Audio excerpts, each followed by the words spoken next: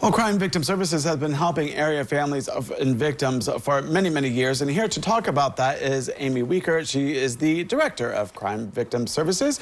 So welcome, Amy. Hi, Chris. Thank you. So you've had quite an impact in the community for many years. Yeah. So Crime Victim Services has operated within our local communities for almost 45 years.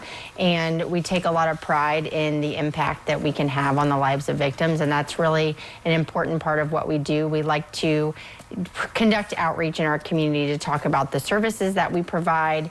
You know, we know that unfortunately the numbers are high for the individuals that we work with in terms of services provided. But one of the things that we want to make sure the community is aware of as well is how are victims' lives improved, or how are we able to kind of stand alongside victims and serve them so that they can find safety, healing, and justice from working, alongside them. Yeah, so some of the services that you do offer, I mean, can you mention a few, and then how also like how it has impacted some of those families? Definitely. So we work with individuals at all ages. So we have some of our services specialized on working with our youth populations, and then we also have programming such as our Elder Victim Advocacy Program, which assists our elder victims of crime. In addition to that, we have an entire prevention program.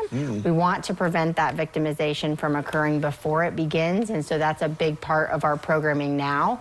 And so what is really impactful for us to be able to hear are those stories of lives touch and the ways that somebody's life was improved by an advocate standing alongside them to make a difference. And so a lot of times when victims or survivors come to us, they're feeling that sense of being alone or not being believed, and an advocate can really step in and assist them, provide education, stand alongside with them in the process to alleviate some of those concerns. Yeah, so I can only imagine, the people that need the Crime Victim Services, like what they must go through, and you're really there to help guide and lead them along to a healthier path, I guess, right? Yeah, we're trying to really restore their dignity and humanity following a victimization. And so there are, every victim comes in with unique and individual needs, and we're really trying to pay attention to what those needs are, honor that, and really make it a victim-centered process.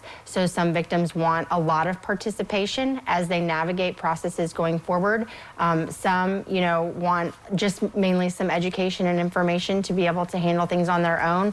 We're really going to support them in the way that they need supported. Yeah, so they could use emotional needs, and also just knowing the right steps, and also like their rights, right? Correct. We do a lot of work on educating about victims' rights. We know that those laws have been solidified in the last couple of years, so making sure people know how they can exercise those, how they can participate if their process moves through the criminal justice system.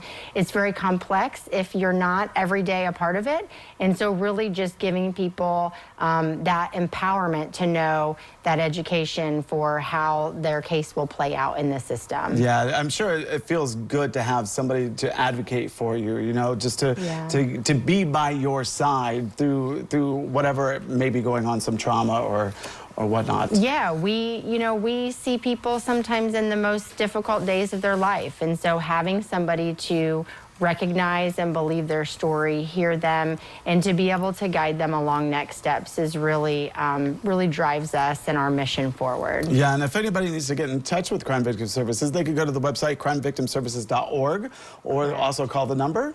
They can call us. We have a 24-hour response line. We additionally have web chat services online. So from Monday through Friday from 8 to 4, we know sometimes it's not safe for people to communicate with us by phone. And so that's an opportunity for people to connect with an advocate and have that information and support in an alternative way. All right. Yeah. Well, Amy, thank you so much for coming on and giving us all that great information. I appreciate it. Have a great day. Thank you. All right. Well, don't go away. We'll look at the weather forecast next.